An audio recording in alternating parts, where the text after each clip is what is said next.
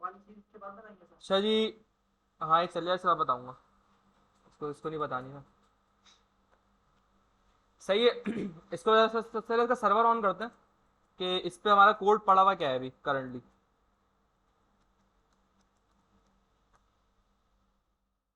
अरे क्या चल गया।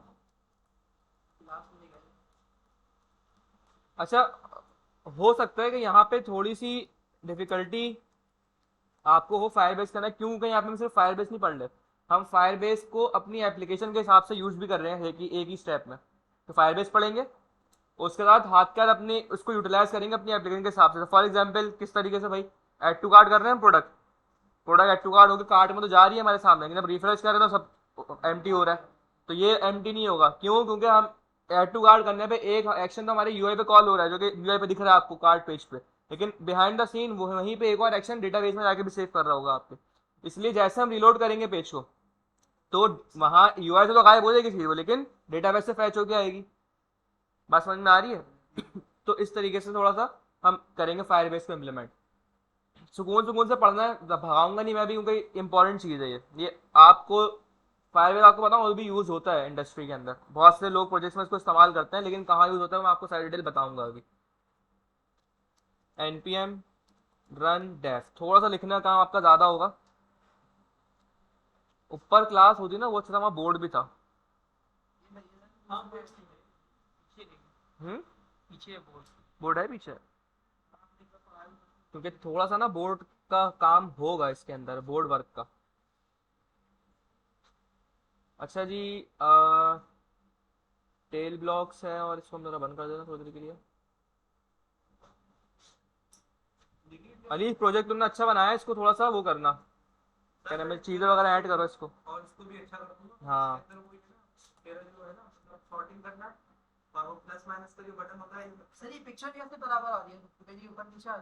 स्टाइल किया है ना, इसको हाइट दी है ना सीएसएस से। सीएसएस से हाइट फिक्स दे रही है तो सारी पिक्चर बराबर आ रही है। हाँ, प्रोजेक्ट तुमने अच्छा बनाया है काफी, लेकिन इसको थोड़ा सा इम्प्रूव करो, और बाकी जो चीजें कंपोनेंट्स वगैरह है ना, जैसे क्या नाम है, क्या नाम है वो, एड टू कार्ट का सही करो, टैक्स वगैरह तो चेंज नहीं हो रहा था वो करो, क्योंकि यहाँ पर तो एड टू कार्ट दिख रहा है मुझे होता हुआ, लेकिन यहाँ अगर मैं इस तरह नीचे हूँ तो फिर मुझे थोड़ी पता लगेगा। जैसे यहाँ मैं एड टू कार्ट करूंगा तो मुझे पता लग गया प्रोडक्ट एड सक्सेसफुली, और यहाँ एक टोस्टिफाई भी खुल के आ गया यूजर के आइडेंटिफिकेशन के लिए। ठीक है। अब यहाँ पे हम जैसे कार्ड पे आ रहे हैं तो कार्ड पेज तुम्हारा एक मिसिंग, कार्ड पेज बनाओ, एक वहाँ पे प्रोडक्ट रेंडर करवाओ यहाँ पे कार्ड पेज पे, और यहाँ पे मुझे लिया। अच्छा, एक और चीज़ आपको मैंने कहा था करने को, वो मैं आपसे एक्सपेक्ट करूंगा कि आप करके लाएंगे। वो क्या चीज़ थी यहाँ पे मैंने नहीं करवाई थी आपको, फिल्टर। मैं लास्ट टाइम शायद बताया था इसके बारे में। इसको छोड़ो, तुम तीनों से बात करो, ये तो उसको नहीं पता होगा अभी। मैंने कहा था एक फिल्टर होगा यहाँ पे, इसमें ड्रॉप डाउन होगा, जैसे इस पर क्लिक करेंगे तो वहाँ पे होगा कि भाई सॉर्ट बाय प्राइस, या लो टू हाई या हाई टू लो, इस तरीके से। और कैटेगरी से भी सॉर्ट कर सकते हो आप, मेंस कैटेगरी, वुमेन्स कैटेगरी। जो डेटा आपको एपीआई के अंदर मिल रहा है उससे आप फिल्टरेशन लगा सकते हो इसके अंदर। तो दो तीन मैं बता रहा हूँ। एक तो सबसे पहले प्राइस वाली, कि लो to high, high to low, ये प्राइस पे सॉर्टिंग लगानी है आपने।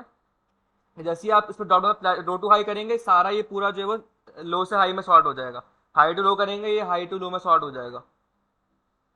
सही है, एक मेरी रिक्वायरमेंट है ये। तो ये कैसे करना है, थोड़ा सा दिमाग लगाएं आप, आपको इम्प्लीमेंट कर लेंगे आप ये।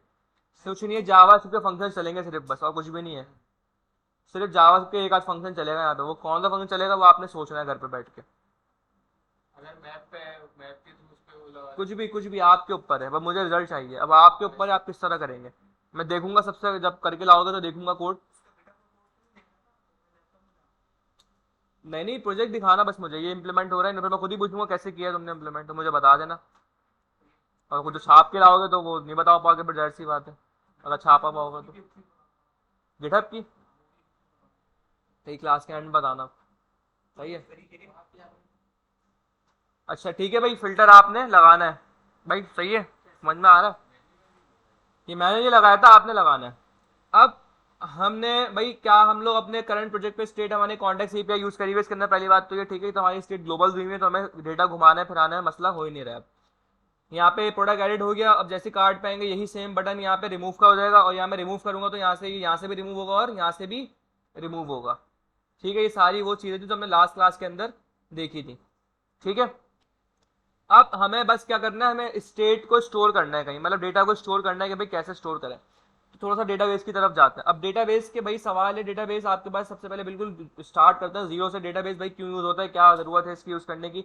तो डेटाबेस आपको पता है भाई डेटाबेस क्या होता है, मैं तो जरा ये बताया आपके ख्याल में क्या, आपकी नॉलेज के हिसाब से डेटाबेस क्या होता है, व्हाट इज डेटाबेस, अगर मैं आपसे पूछूं। डेटा को स्टोर करने के लिए होता है, सबका ये आंसर है। अच्छा भाई अब मैं आपसे बोलूं भाई फॉर एग्जांपल डेटा स्टोर आपने कहा डेटा को स्टोर करना है, ठीक है। मैं फॉर एग्जांपल वो हूँ, क्या नाम है, मेरे पास बहुत सारा डेटा है, ठीक है, और मैंने एक फाइल में उसको स्टोर कर दिया, बस डेटा उठा के ऐसे ही स्टोर कर दिया, तो डेटाबेस बन जाएगा इसका मतलब। क्यों, आपने तो डेटा स्टोर करने के लिए काम में आता है, तो वो भी डेटा स्टोर कर डेटाबेस जो रहा है है। ना वो डेटा स्टोर तो करता है, लेकिन एक इस तरह उसको सॉर्टिंग वोटिंग करके सेव करता है कि मतलब आपको एक्सेस करना भी इजी रहे। रिट्रीव काफी भी हद तक सही बताया, लेकिन इसके लिए टर्मिनोलॉजी है। आपने जो डेफिनेशन, कोई अगर आपको पूछे ना डेटाबेस क्या होता है, तो आप ये नहीं बताओगे, ये अधूरी डेफिनेशन है कि डेटा स्टोर करता है। डेटा स्टोर करता है एक ऑर्गेनाइज वे में, ये डेफिनेशन डेटाबेस की। भाई डेटा तो स्टोर, ये खाता खाता समझते हैं किसे कहते हैं आप, जो रजिस्टर पे चीजें लिख रहे होते हैं, वो भी डेटा स्टोर कर रहा है। मैं नहीं कर रहा, कर रहा है डेटा, लेकिन वो डेटाबेस नहीं है। डेटाबेस में क्या होता है, डेटाबेस डेटा स्टोर करता है एक ऑर्गेनाइज वे में, ऑर्गेनाइज और एक सिक्योर वे में, ये डेटाबेस है। सही है। अच्छा, अब डेटाबेस की प्रोग्रामिंग के अंदर कुछ टाइप्स हैं। डेटाबेस दो किस्म के होते हैं प्रोग्रामिंग के लिहाज से। कौन कौन से भाई, एक होता है एसक्यूएल, एक होता है नो एसक्यूएल। क्या डिफरेंस होता है दोनों में। एसक्यूएल और नो एसक्यूएल में डिफरेंस क्या होता है, नो एसक्यूएल भी क्वेरी लैंग्वेज लिंकिंग का होती है। होता है मेरे ख्याल हम्म, से, लिंकिंग का होता है। नहीं लिंकिंग नहीं होता, आपको बता रहा हूँ। वहाँ पर दो किस्म के डेटाबेस होते हैं, एक होता है एसक्यूएल, एक होता है नो एसक्यूएल। एसक्यूएल के अंदर क्या होता है, डेटा जो स्टोर होता है उसका जो फॉर्मेट होता है, उसमें क्या होता है, टेबल्स यूज होता है। हम टेबल्स का इस्तेमाल कर रहे होते हैं, हर चीज़ एक टेबल में जा रही होती है, ठीक है। और वहाँ पे क्या होता है, डेटाबेस जितने भी एसक्यूएल डेटाबेस होते हैं, उससे हमें उन डेटाबेस से कम्युनिकेट करने के लिए उसकी एक क्यूरी लैंग्वेज होती है, जिसका नाम है एसक्यूएल, स्ट्रक्चर्ड क्यूरी लैंग्वेज। सही है, तो ये आपको लैंग्वेज इसकी आनी चाहिए। अच्छा, अच्छा ऐसा नहीं कि क्यूरी लैंग्वेज सिर्फ एसक्यूएल में ही होती है, नो एसक्यूएल की भी अपनी क्यूरी लैंग्वेज होती है। यानी क्यूरी लैंग्वेज से मुराद बस ये है कि डेटाबेस से अगर आपने बात करनी है तो उसके बात करने की एक लैंग्वेज है जो आपको आनी चाहिए, उसे कहते हैं क्यूरी लैंग्वेज। अब अगर एसक्यूएल में बात कर रहे हैं तो एसक्यूएल की अपनी क्यूरी लैंग्वेज होती है, नो एसक्यूएल की भी अपनी क्यूरी लैंग्वेज होती है, वो बताऊंगा भी आगे मैं। बड़ा टॉपिक है। नो एसक्यूएल मतलब नो स्ट्रक्चर्ड क्यूरी लैंग्वेज, जिसके अंदर कोई क्यूरी लैंग्वेज नहीं है। नो एसक्यूएल की आई थिंक यही होती है, मैं सर्च कर लेता हूँ दोबारा से। नो, मेरे ख्याल में टेबल्स वगैरह टेबल्स भी होते हैं। अरे बताता हूँ, सबर करो सबर करो। सर एक जेसन टाइप की ना सर, उसमें काम हो रहा होता है सर, जेसन का बिल्कुल सही है। टेबल्स वगैरह नहीं होते ना। अच्छा, अब एसक्यूएल के अंदर ना भी दो किस्म की टाइप होती हैं, बिल्कुल ऐसी है, relational database management system RDMS, और एक डीबीएमएस डेटाबेस मैनेजमेंट सिस्टम। यानी कि अभी इसमें ज़्यादा डेप्थ में नहीं जा रहा, क्योंकि हमें जितने भी डेटाबेस पढ़ने हैं ना अभी, चाहे फायरबेस आ गया कि बैकएंड में नोड जेएस पढ़ेंगे, वो मोंगोडीबी पढ़ेंगे, दोनों के दोनों नो एसक्यूएल में आते हैं। तो अब इसमें क्या होता है, एसक्यूएल की फर्दर दो टाइप्स होती हैं, रिलेशनल डेटाबेस आरडीबीएमएस, और एक सिंपल डेटाबेस डीबीएमएस वगैरह, डेटाबेस मैनेजमेंट सिस्टम। अब इसमें क्या होता है फर्क भाई, रिलेशनल में क्या होता है कि हम रिलेशन बना सकते हैं चीज़ों के। फॉर एग्जाम्पल, जैसे एक स्टूडेंट है, उसकी एक आईडी है, उसका कोई नाम होगा, उसका कोई कोर्स होगा। अब अगर मैं कहीं कोर्स गेट करना चाह रहा हूँ तो मेरे रिलेशन बनेगा, भाई ये कोर्स स्टूडेंट का है। तो पूरी अलग डेटाबेस की अपनी एक साइंस है पूरी, उसमें हम नहीं जा रहे डेप्थ के अंदर, लेकिन आपको पता होना चाहिए, थियोरिटिकल चीज़ें पता होनी चाहिए कि भाई आरडीबीएमएस होता है और एक सिंपल डीबीएमएस होता है। अब ये तो हो गया एसक्यूएल। अब हम आते हैं नो एसक्यूएल पे। नो एसक्यूएल में क्या होता है, नो एसक्यूएल डेटाबेस और एसक्यूएल में सबसे बड़ा डिफरेंस ये होता है स्ट्रक्चर का। एसक्यूएल में डेटा स्टोर होता है आपके टेबल्स की फॉर्म में। अब जब टेबल कह रहा हूँ, टेबल का मतलब, टेबल क्या होता है, रॉ और कॉलम का मिक्सचर, रॉ और कॉलम का कलेक्शन टेबल होता है, वहां पे टेबल्स के फॉर्म में डेटा स्टोर होता है आपका। नो एसक्यूएल में क्या होता है, नो एसक्यूएल के अंदर आपका डेटा स्टोर होता है जेसन फॉर्मेट में। किसमें, जेसन। जेसन फॉर्मेट में।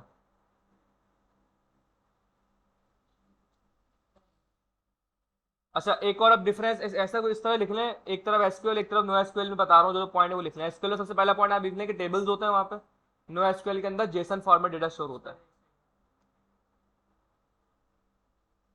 ये इंटरव्यू पर्पस के लिए आपको बता रहा हूँ, इंटरव्यू में इस तरह के सवाल होता है, क्योंकि वो आपसे इम्प्लीमेंटेशन थोड़ी पूछेंगे डेटाबेस की, वो आपसे सवाल पूछेंगे।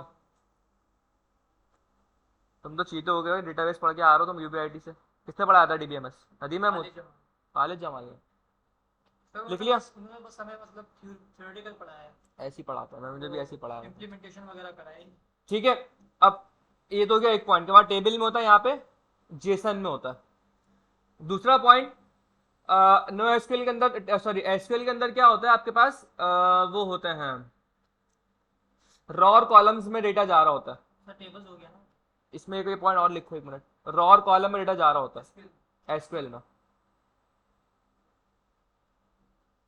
जबकि नो एसक्यूएल में क्या होता है, हमारे पास कलेक्शंस बनता है और डॉक्यूमेंट्स बनता है। वहां पे रॉज और कॉलम्स होती हैं, यहाँ पे कलेक्शंस और डॉक्यूमेंट्स होता है नो एसक्यूएल में।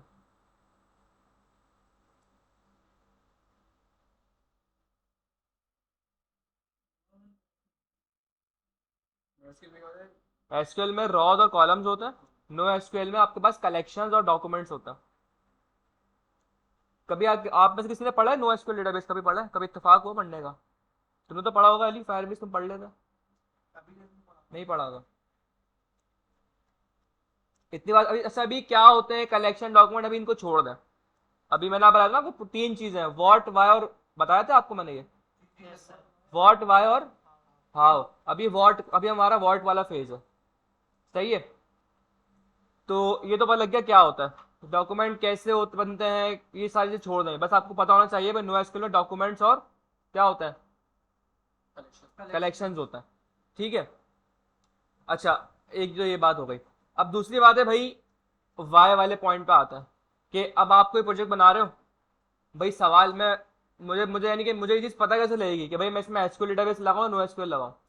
सवाल है ना भाई, एक प्रोजेक्ट आपके पास आ गया या प्रोजेक्ट आप कर रहे हो, ऐसे में ये प्रोजेक्ट है, मुझे डेटाबेस लगाना है भाई। डेटाबेस तो एसक्यूएल भी है मेरे पास, तो मैं कोई एसक्यूएल डेटाबेस लगा दूँ तो पीएचपी माई एडमिन हो गया या माई एसक्यूएल हो गया, ये सारे एसक्यूएल डेटाबेसेस है। नो एसक्यूएल में आ जाए मोंगो डीबी हो गया, फायरबेस हो गया आपका, और भी बहुत सारे होते हैं। एक इसका होता है अपना गूगल, गूगल का एक और भी है कोई, वो भी होता है नो एसक्यूएल के अंदर। चलें इसकी लिस्ट देख लेते हैं पहले, थोड़ा सा डिफरेंस पता लग जाए। सर अगर फॉर्म वगैरह भिजवाने हो तो उसके लिए क्या करें? क्या मतलब फॉर्म वगैरह भिजवाने? कॉन्टैक्ट फॉर्म वगैरह सर वो बता दूँ कभी, अगर बोले तो क्या फॉर्म वाला बता दूँ। फॉर्म वाला कौन सा? सर ये तो SQL। अच्छा ईमेल चाहिए साथ में, बोल रहे थे ईमेल का तुमने कोई लगाई है? हाँ वो क्या है बताओ। तो वो लिखते हैं आपको RSPRW forms, form spelling S P. Form स्प्री। अच्छा ये इसका डेटा आ जाता है ना, अगर ईमेल डाल दो तो आपके पास वापसी आ जाता है।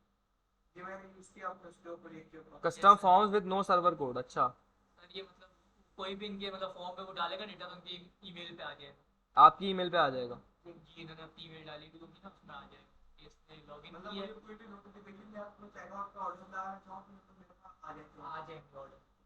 यानी फॉर एग्जाम्पल आप इसमें अपनी ईमेल डालोगे और जो भी आपसे कांटेक्ट करेगा वो आपके पास ईमेल आएगी उसकी। यहाँ पे सर एक फॉर्म क्रिएट करेंगे जिसमें अपनी ईमेल दे देंगे। सही है। सही है। नहीं ये देंगे, हम देंगे। नहीं ये अपनी ईमेल इसमें डाल देंगे। अच्छा सही है। ये मुझे एक आईडी प्रोवाइड कर रहा है, फॉर्म आईडी है। हाँ, सही है। फॉर्म जैसे ही मैं लॉगिन करूंगा ये फॉर्म आईडी जाएगा तो अपने फॉर्म के ऊपर मैं एक्शन के अंदर जिसको कॉल करूंगा। अच्छा बस।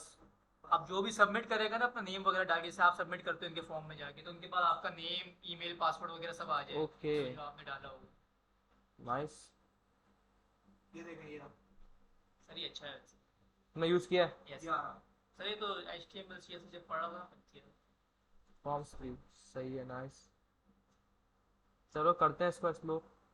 मैंने अच्छा ईमेल जेस यूज करी है, मैंने ये वाला यूज नहीं किया अभी तक। ईमेल जेस सही है। हाँ अच्छा ये है, सही है। मैंने ईमेल में बॉक्स में दिया है कोई स्पैम स्पैम कुछ नहीं। इसे स्पैम में नहीं आएगा, डायरेक्ट ईमेल में गिरेगा। देखिए उसके अंदर नेम का एक टैग यूज करना पड़ता है ना इनपुट के अंदर नेम का। वरना नेम के वरना ये नेम लिखा हुआ नहीं आया ईमेल की मैसेज दिया ये लिखना पड़ेगा। तो सर HTML वाला हमने फॉर्म उसमें लग जाएगा ये। हां मैं यूज किया था HTML CSS में यूज कर लिया पहले। HTML ही तो है और क्या है। जैसे तो पहले अकाउंट वकाउंट बनाना पड़ेगा क्या? यस सर अपने अकाउंट से इसमें लॉगिन करना पड़ेगा। जीमेल से लॉगिन हो जाता है। चलो इसको हम देख लेंगे।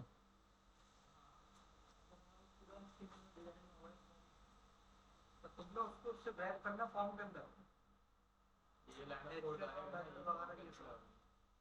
सर इसकी लिस्ट देख रहे थे सर आप, हम्म माई एसक्यूएल सर एक पोस्ट गिरी भी तो अच्छा भाई, अब अच्छा भाई बस, अब आप आज पे टॉपिक पे दोबारा आते हैं।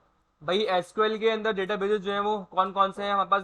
पोस्टग्रेस होता है सबसे ज़्यादा पॉपुलर, एसक्यूएल जो चलते हैं पोस्टग्रेस है और माईएसक्यूएल है। ठीक है, ये दोनों क्या है? एसक्यूएल डेटाबेसेस हैं। और एसक्यूएल सर्वर ये बहुत ज़्यादा वो है आपके पास, एसक्यूएल एसक्यूएल में यूज़ करते हैं। इसके अलावा ओरेकल की भी डिमांड है सर। ऑरिकल यार उसमें है, फाइनेंशियल उसमें है, सर बाहर वगैरह में फिनटेक में है, फिनटेक, फिनटेक के अंदर है। हाँ वही ना, फिनटेक आ गई ना बैंकिंग साइड में। अच्छा अब नो एसक्यूएल के अंदर अगर हम आए, ये मुझे सही दिखा नहीं रहा लेकिन ना लिस्ट ये सर SQL पहले लिस्ट सही आई थी जब आपने सर्च किया था ना, ऊपर लिस्ट दे दी भी उसने, अच्छी दे दी, पता नहीं क्या हो गया। अजीब से डेटाबेस दिए इसने। नो एसक्यूएल डेटा बेसिस इसमें शायद दिखाए। आपको बस नाम पता होने चाहिए थोड़े बहुत कि यार ये एसक्यूएल के ये हैं और नो एसक्यूएल के ये हैं बस, क्योंकि वो आगे भी हम इसको देखें किस तरीके से चीज़ें चल रही हैं। ऊपर गया था, अरे स्लाइड शो है ये। ये सारे एसक्यूएल, नो एसक्यूएल इसमें जो नॉर्मली जो यूज यानी कि बहुत ज़्यादा होते हैं। एक तो मोंगो डीबी आ गया सबसे पहला। सर मोंगोडीबी उसमें भी लिखा हुआ है, इसमें भी लिखा हुआ नहीं वो गलत लिखा हुआ है, मोंगो डीबी नो एसक्यूएल है, एसक्यूएल नहीं है। सही है भाई। और फारी की दी है इसने भी लिस्ट।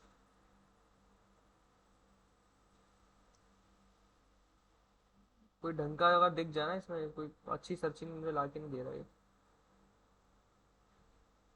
सर एजवार भी, एज्योर, एजोर एजोर भी सर इसका ही। एज्योर वो है एसक्यूएल है शायद एज्योर है।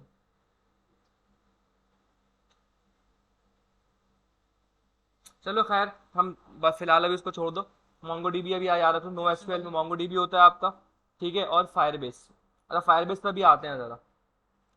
तो ये समझ में आ गया डेटाबेस क्या है, एसक्यूएल नो एसक्यूएल क्या होते हैं। अब सवाल हम इस पे थे कि भाई कब हमें एसक्यूएल यूज करना चाहिए, कब नो एसक्यूएल यूज करें। दोनों डेटाबेस है दोनों का। इसमें ये है कि देखें, अब कुछ एसक्यूएल के कुछ फायदे हैं कुछ नुकसान है, और ऐसे ही नो एसक्यूएल के कुछ फायदे कुछ नुकसान है। एसक्यूएल में क्या है, एसक्यूएल के अंदर अगर आपके पास छोटा मोटा मतलब आपको छोटा मोटा प्रोजेक्ट बनाना चाह रहे हो, इतना कोई बड़ा आपका प्रोजेक्ट नहीं है, या चलो इसको भी छोड़ें। नो एसक्यूएल डेटाबेस जो होता है, नो एसक्यूएल वो इजी टू यूज होता है, उनको यूज करना बड़ा आसान होता है। और अगर आपके पास कोई बहुत लार्ज अमाउंट ऑफ डेटा है, यानी डेटा आपका फॉर एग्जाम्पल कोई ट्रिलियन बिलियन ट्रिलियंस का डेटा आपके पास, वो अच्छा नो एसक्यूएल डेटाबेसेस होते हैं ना, ये सारे अपने पीछे यूज करते हैं क्लाउड फंक्शनैलिटी। क्लाउड कंप्यूटिंग का नाम सुना है आपने? ये क्लाउड कंप्यूटिंग वो यूज कर रहे होते हैं यहाँ पे। तो इसलिए क्या होता है, अगर इनके पास मल्टीपल कोई बहुत ही बड़ी अमाउंट का डेटा है ना, तो भी इसको यूज करना ईजी है, स्टोर करना इसमें आसान है। तो एक इसका एक फायदा है। क्या इसका नुकसान क्या है? नुकसान इसका ये है कि ये स्केलेबल नहीं होता, इतना इतना ज्यादा स्केलेबल नहीं होता, यहाँ पे रिलेशन का कॉन्सेप्ट नहीं है, जॉइंस का कॉन्सेप्ट आता है डेटाबेस में, वो कॉन्सेप्ट नहीं होता इसके अंदर। तो इसको हमने ना बड़े यानी कि बहुत बड़े उस पर स्केल नहीं कर सकते नो एसक्यूएल को, ये इसका थोड़ा ड्रॉबैक है। अब एसक्यूएल की अगर बात करें, एसक्यूएल क्या है, लेकिन ये एसक्यूएल इजी टू यूज होते हैं बहुत ज्यादा। एसक्यूएल की जब बात करें तो एसक्यूएल डेटाबेस में क्या होता है कि वो थोड़ा सा इजी टू यूज नहीं होते हैं, वो थोड़ा सा कॉम्प्लेक्स स्ट्रक्चर होता है। लेकिन उसको आप किसी भी टाइप से, बहुत फ्लेक्सिबल डेटाबेस होता है वो, आपको किसी भी पर्सपेक्टिव पे उसको आप जो है स्केल कर सकते हो किसी भी लिहाज से। इतनी बड़ी बड़ी कंपनी है, फेसबुक हो गया, ये सारे हो गए, सारे एसक्यूएल डेटाबेसेस पे यूज कर रही होती हैं अपने आप को। अब शायद नो एसक्यूएल पे शिफ्ट होगा या नहीं होगा, लेकिन ये स्केलेबल होता है बहुत ज़्यादा, इनको आप स्केल कर सकते हो। लेकिन क्या होता है, यूज़ करना बहुत कॉम्प्लेक्स होता है, एडवांस कॉम्प्लेक्सिटी बहुत ज़्यादा है इसके अंदर, चीज़ों के अंदर।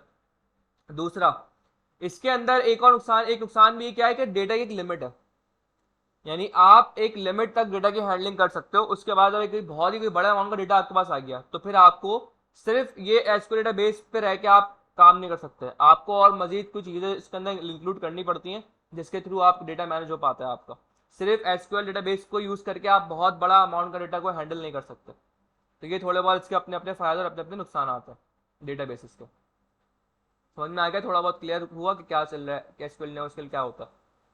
अब नो एसक्यूएल, हम रहा टॉपिक नो एसक्यूएल डेटाबेसेस में। मोंगो डीबी जो है ना वो डेटाबेस है नो एसक्यूएल। उसकी जब पूरी डेप्थ में जब जाएंगे जब हम पढ़ेंगे उसको।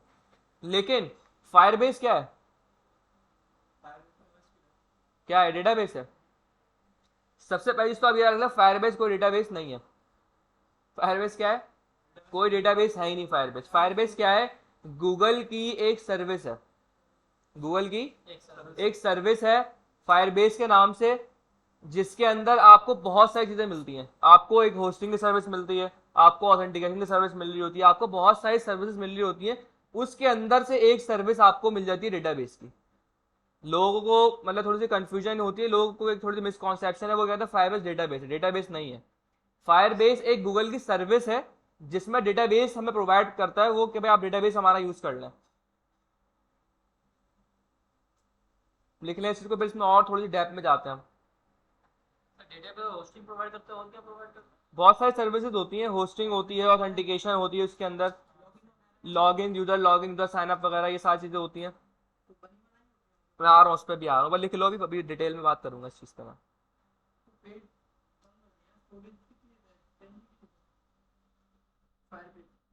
पता नहीं यार, नहीं नहीं ज़्यादा है भाई, मेरे 15-20 तो मेरे हुए में। लिख लिया ये? अच्छा, अब थोड़ा ज़रा डिटेल में बात करते हैं।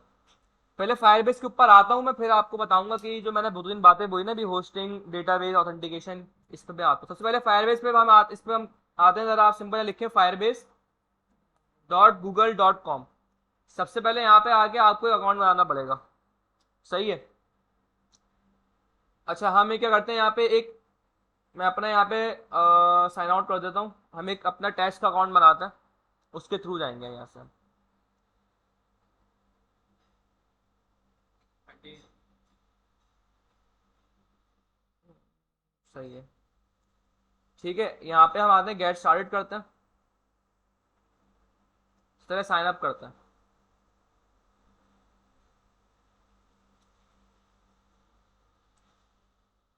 हम यहाँ पे लिखते हैं लर्निंग। अकाउंट बना, क्रिएट अकाउंट करना पड़ेगा ना। यार अकाउंट में बल्कि हाँ, ये तो मेरा वो बना हुआ ही नहीं है। टेक्स्ट हमारे पे करना है। क्रिएट ही कर लेता।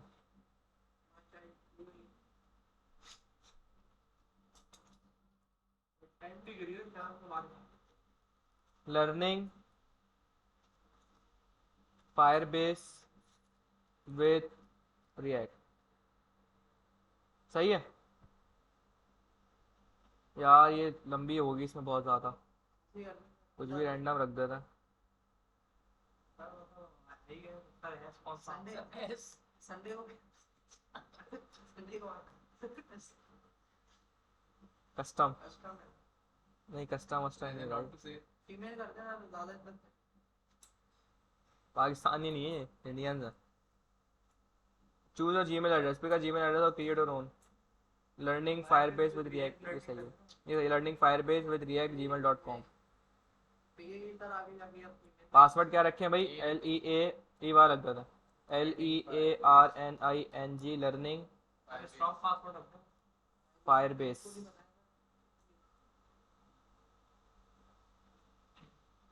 सब कोई पैसे चलता है यहाँ पर। दोबारा लिख लेना चाहिए, ताकि पासवर्ड के बाद चलेगा। नीचे वाला सही है, तो पासवर्ड करेंगे ना पूरे। अच्छा, हो जाता है। ओके हो जाएगा।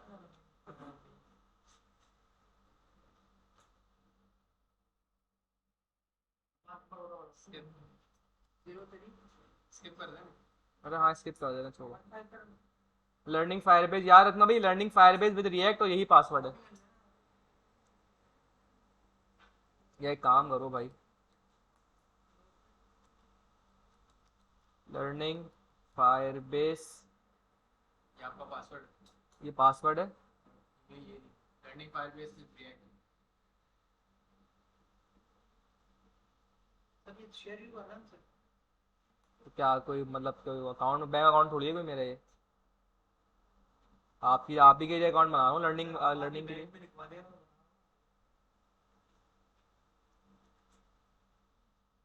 सही है, नेक्स्ट कर देता।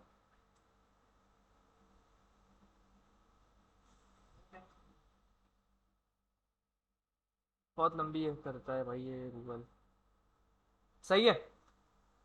फायरबेस में आया भाई, ये क्या आ रहा है? High learning.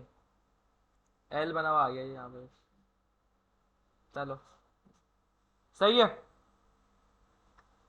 फायरबेस आपने सिंपल लॉगिन यहाँ पे आप सिंपल आएंगे, अपना अकाउंट अकाउंट बनाएंगे, ईमेल आपकी बनी हुई गूगल की, आप सिंपल उसी से यहाँ पे कनेक्ट करेंगे और आपका जैसे ही आप साइन अप वाइन अप कर लेंगे, आपका ये इस तरीके से पेज पे आप लैंड करेंगे। अब मैं आपको यहाँ पे एक चीज दिखाता हूँ। सबसे पहले यहाँ पे क्या होता है, इसको यूज करना है ना आपने, याद रही ये डेटाबेस नहीं है, ये क्या है, गूगल की एक सर्विस है। आप सिंपल यहाँ पर आए, थोड़ा फायरबेस, ये नहीं करें, गूगल नहीं करें, इसको आप सिंपल ऐसे लिखें, फायर बेस। फायरबेस क्या है भाई? एक बैकएंड क्लाउड कंप्यूटिंग सर्विस है and application development platform provide by Google. It host database services authentication integration for variety of application including Android, iOS, JavaScript. ये बड़ी इंपॉर्टेंट है जो बात लिखी हुई है यहाँ पे, दोबारा इसको पढ़ें। It is a set of backend cloud computing services, मतलब ये बैकएंड की सर्विसेज देता है आपको। इस बात का क्या मतलब है, समझ में आया मतलब क्या है इसका? मैं आपको समझाता हूँ। आपको मैंने बताया कि यहाँ पे आपको क्या मिलता है, डेटाबेस मिलता है। अभी सुन ले, अभी लिखिएगा बाद में, पहले देख सुन ले, समझ फिर समझ के लिखिएगा बाद में अपने वर्डिंग्स के अंदर। मैंने आपको क्या बताया, ये बता रहा है आपको, यहाँ डेटाबेस भी मिलता है आपको, यहाँ पे आपको इंटीग्रेशन भी मिल रही होती है, यहाँ पे आपको इंटीग्रेशन मिल रही होती है, ये सब मिलती है। तो भाई क्या इससे मुराद क्या है? इससे मुराद ये है कि, और इसका फायदा क्या है, देखें, अगर मैं कोई मतलब अपना कस्टम प्रोजेक्ट बनाना चाह रहा हूँ, ये तो सर्विस है ना एक, मैं इसको यूज नहीं कर रहा, अगर मैं मेरे पास कोई प्रॉपर डेटाबेस मैं यूज करना चाह रहा हूँ, जैसे कि मोंगो डीबी की मिसाल ले लेते हैं, वहां पे क्या होता है, ये जो सारी चीजें लिखी हुई है ना, ये आपको खुद बनानी पड़ती हैं। फायरबेस के अंदर क्या है, ये सब चीजें आपको बनी बनाई मिली है, आपको कुछ बनाना नहीं है यहाँ पे। ठीक, क्या करेंगे यहाँ पे डेटाबेस, अच्छा वैसे क्या होता है, अगर आप कस्टम अपना काम करना चाह रहे हैं, जैसे हम अभी करेंगे नोट जेएस के अंदर इंशाल्लाह ताला, हम जब करेंगे तो हम पूरी चीजें खुद से बनाएंगे बैठ के। वहां पे क्या होता है कि आपको ये बात पता है, मैंने पहले ही बताई थी कि आप कभी भी फ्रंट एंड से डायरेक्ट डेटाबेस को एक्सेस नहीं कर सकते, बताया था ये मैंने, नहीं बताया? कोई मसला नहीं है भाई। मैं यहाँ आया, मुझे क्या करना है कि जैसे ही मैं ऐड टू कार्ट करूंगा, ये डेटा सेव करवाना है मुझे। सेव कहाँ होता है? डेटाबेस में। इस थोड़ा सा यूआई अगर मैं बताऊं ना कि होता किस तरीके से है, ये आपका है यहाँ पे फ्रंट एंड,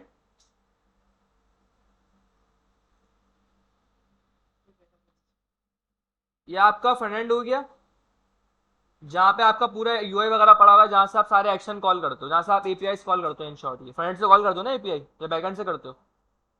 फ्रंट से एपीआई कॉल होती है, बैकएंड पे बनती है एपीआई। फ्रंट से कॉल कर रहे हैं एपीआई, यहाँ रखा है मेरा डेटा, ये बैकएंड है मेरा, ये मेरा क्या रखा हुआ है यहाँ पे,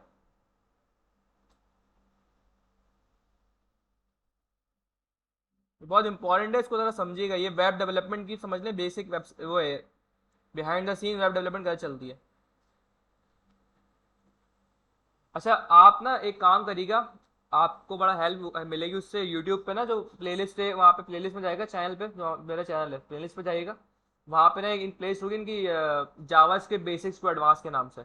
उसके अंदर एक वीडियो पड़ी होगी वेब बिहाइंड द सीन्स, कि वेब बिहाइंड द सीन कैसे चल रही होती है। वो वीडियो जरा देख लीजिएगा फारिग हूँ अगर आप।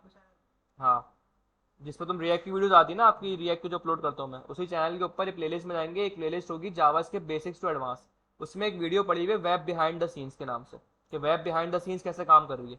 वो लाजमी देख लिएगा, उससे आपको समझ में आ जाएगा कि भाई ये किस तरह फ्रंट बैक एंड चल रहे होते हैं, कैसे कनेक्ट होते हैं आपस में, कैसे रिस्पॉन्स आता है कैसे नहीं आता, वो देख लीजिएगा एक दफ़ा जाकर।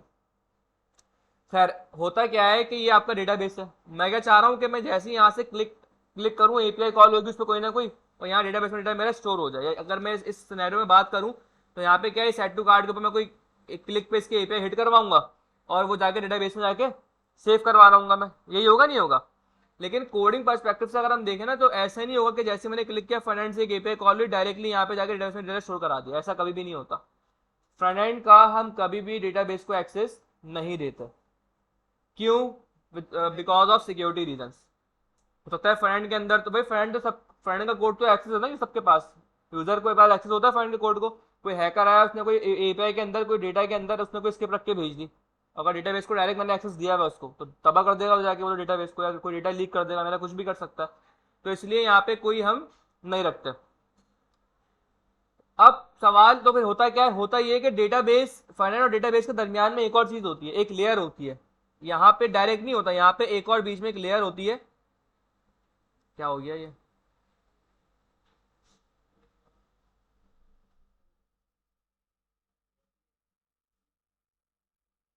एक लेयर होती है जिसका नाम होता है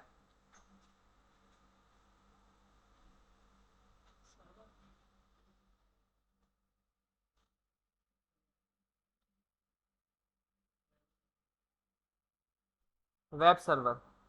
एक लेयर होती है सर्वर की यहाँ पे।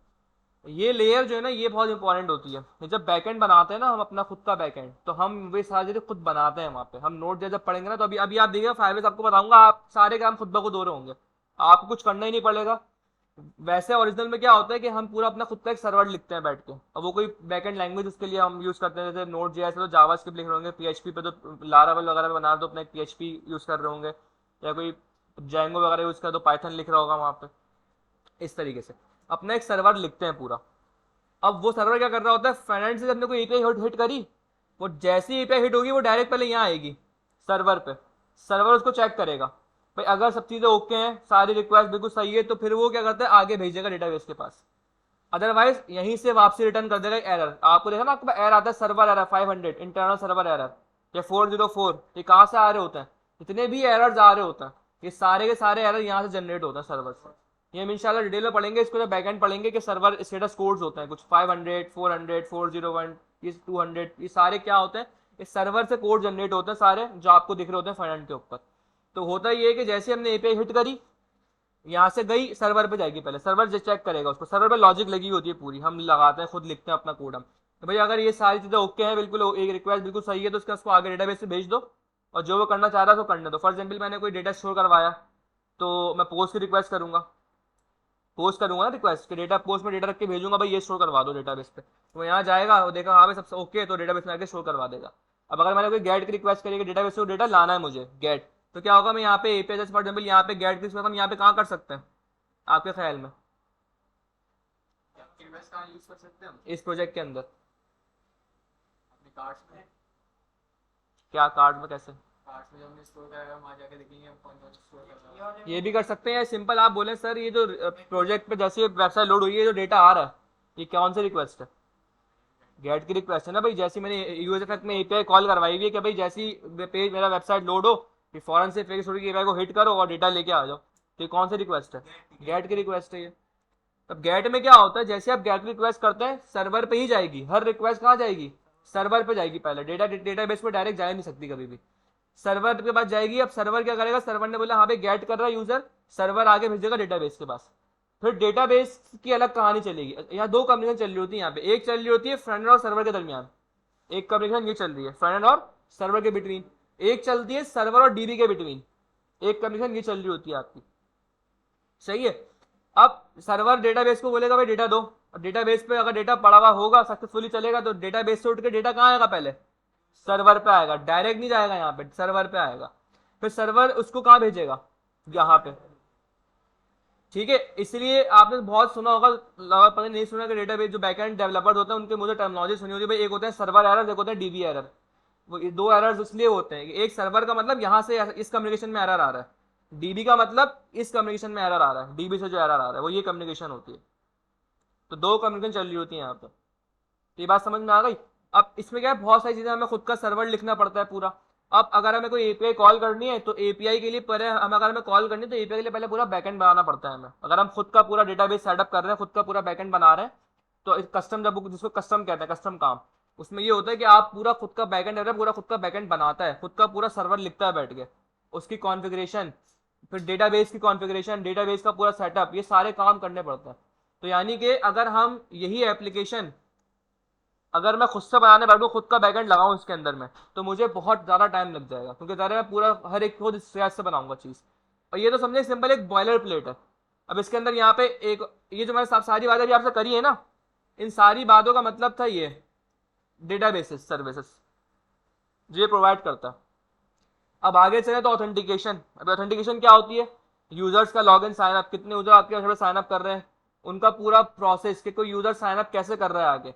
अभी देखिएगा यहाँ पे हम क्या करेंगे, इतना आसान होगा, हम सिंपल साइन अप करेंगे, वहाँ लिखा हुआ आ जाएगा हाँ भाई ये यूजर साइन अप हो गया, हमने लॉग इन किया, लिखा हुआ आ जाएगा हाँ भाई अभी करंटली यूजर लॉग इन है। मतलब सब बस हम कर रहे होंगे वो दिख रहा होगा हमें, पीछे क्या कहानी चल रही है हमें यहाँ पता ही नहीं लग रहा होगा। क्यों? क्योंकि फायरबेस आपको सारे ऑलरेडी सब प्रोवाइड करके दे रहा है। लेकिन जब यही काम हम नोड जेएस में करेंगे ना, तो वहां आपको समझ में आएगा कि भाई कोई बंदा साइन अप करता है कैसे। साइन अप और लॉग इन एक बहुत बड़ा काम होता है, आपको बताऊं मैं, इसकी एपीआई बहुत बड़ी बनती है। अभी तो देखिए मैं आपको दिखाऊंगा, बहुत इजी सा आपको लगेगा अभी, लेकिन अभी नोड पे जब खुद से करेंगे ना हम ये सारी चीजें, तो वहां असल पता लगेगा कि आपको यार ये साइन अप लॉग इन होता क्या है। स्टार्ट करते हैं। ये वाली कहानी समझ में आई आपको? ये चाहो तो डायग्राम बनाना चाहो तो ऐसे रफली बना लो अपने पास, ये वैसे रिकॉर्डिंग में देख के बना लेना घर पे, अभी टाइम लगेगा थोड़ा सा बनाओगे तो। अच्छा अब थोड़ा सा जरा स्टार्ट करते हैं। फायरबेस के अंदर आप आ गए, सही है। फायरबेस डेटाबेस है, क्या है फिर? सर्विस है ये। यहाँ पे आएंगे, अच्छा सबसे पहले यहाँ पे ना हमें एक प्रोजेक्ट क्रिएट करना पड़ता है कि जो आपका है। मैं यहाँ पे आया क्रिएट प्रोजेक्ट पे, प्रोजेक्ट का कोई नाम रखोगे आप यहाँ पे, जैसे मैंने रख दिया भाई ई कॉमर्स वेबसाइट। जाओ तुम, चले हो जा रहे हो तो चलिए रिकॉर्डिंग देख लेना, सही है। ई कॉमर्स वेबसाइट, इसको एक्सेप्ट कर लो सारी चीज़ें भाई इसको यहाँ पे, और कंटिन्यू। एनालिटिक्स की हमें नीड है नहीं कि गूगल एनालिटिक्स वगैरह पे हमें ट्रैकिंग वगैरह करवाने को, इवेंट वगैरह, उसको छोड़ दो, इसको अभी इसको ऑफ कर दो। क्रिएट प्रोजेक्ट, ये आपका प्रोजेक्ट क्रिएट हो रहा है यहाँ पे अभी। अच्छा इसका यूज आपने समझना है बस, क्योंकि ये अभी तुम रिएक्ट के साथ यूज कर रहे हो सकता है कल को आप सिंपल एचटीएमएल से इसके प्रोजेक्ट बना वहाँ आपको लगाना पड़ गया, वहाँ लगा दोगे। कोई और किसी पीएचपी पे कोई प्रोजेक्ट बना रहे हो वहाँ लगा दो। तो आपने इसको रिएक्ट के इसमें नहीं सीखना, आपने डेटाबेस को सीखना है कि कैसे इसके फंक्शंस काम कर रहे हैं, कैसे इस पे चीज़ें चल रही हैं सारी। हाँ होस्टिंग, होस्टिंग प्रोवाइड करता है, कोई मसला नहीं है। आप यार नए नए काम के लिए यूज़ करोगे, वैसे नॉर्मली लोग इसको होस्टिंग के लिए यूज़ करते हैं, ओटीपी के लिए भी यूज़ करते हैं। नहीं ऑथेंटिकेशन नहीं है, अलग है वो। ऑथेंटिकेशन डिफरेंट है बिल्कुल यहाँ पे। ऑथेंटिकेशन का ही पार्ट होता है ओटीपी, लेकिन ऑथेंटिकेशन नहीं बोल सकते इसको। आप जैसे ही प्रोजेक्ट क्रिएट करेंगे आपका थोड़ा सा ये वाला यूआई आ जाएगा। अब जरा देखें इसके बिल्ड में जाएं जरा, देखें आपको ये सारी सर्विसेज आ रही हैं, ये क्या क्या प्रोवाइड करते हैं। ऑथेंटिकेशन प्रोवाइड कर रहा है आपको ये, ऐप चेक छोड़ दें, फायर बेस। अच्छा यार डेटाबेस दो किस्म के होते हैं, एक होता है फायर स्टोर, हम जो यूज़ करेंगे फायर स्टोर यूज़ करेंगे। एक होता है रियल टाइम। रियल टाइम बस हमें कुछ भी नहीं है, बहुत सिंपल सा है कि आप बस आप इसमें फटाफट यानी कि खुद ब खुद हार्ड कोड सारी चीज़ें रख देंगे आप, तो ये रियल टाइम इतना यूज़ भी नहीं होता। असल जो है ना फायर स्टोर है यहाँ पे, जो प्रॉपर डेटा बेस है यहाँ पे। ठीक है, दो किस्म के डेटाबेस होते हैं यहाँ पे, हम फायर स्टोर यूज़ करेंगे। इसके अलावा यहाँ पे एक्सटेंशन स्टोरेज, इसका ये अपना बकेट देता है आपको इमेज वगैरह शो करवाने के लिए। जैसे फॉर एग्जाम्पल हम इमेज वगैरह अगर हम वेबसाइट पे लगाते हैं ना, तो अभी तो हम जो इमेज लगा रहे हैं हमारे फोल्डर में रखी हुई है। जब हमारी वेबसाइट लाइव हो गई, सही है, तो जब अगर फॉर एग्जाम्पल फेसबुक है, अब फेसबुक पे आप अपनी प्रोजेक्ट अपनी इमेज लगाते हो वहाँ पे, तो वो उसके फेसबुक के जब वेबसाइट बनाई है फेसबुक ने, तो वो उसके आपकी इसी में तो आपकी इमेज नहीं पड़ेगी ना। तो क्या होता है, जैसे हम डेटाबेस अपनी वेबसाइट को ग्लोबल करने के लिए किसी होस्टिंग सर्वर पर रखते हैं, ऐसे ही अपने जो डेटा है हमारा उसको भी हम ग्लोबल रखने के लिए किसी जगह पे रखते हैं। स्टोरेज तो है, जीमेल पे कहाँ रखते, गूगल ड्राइव पे।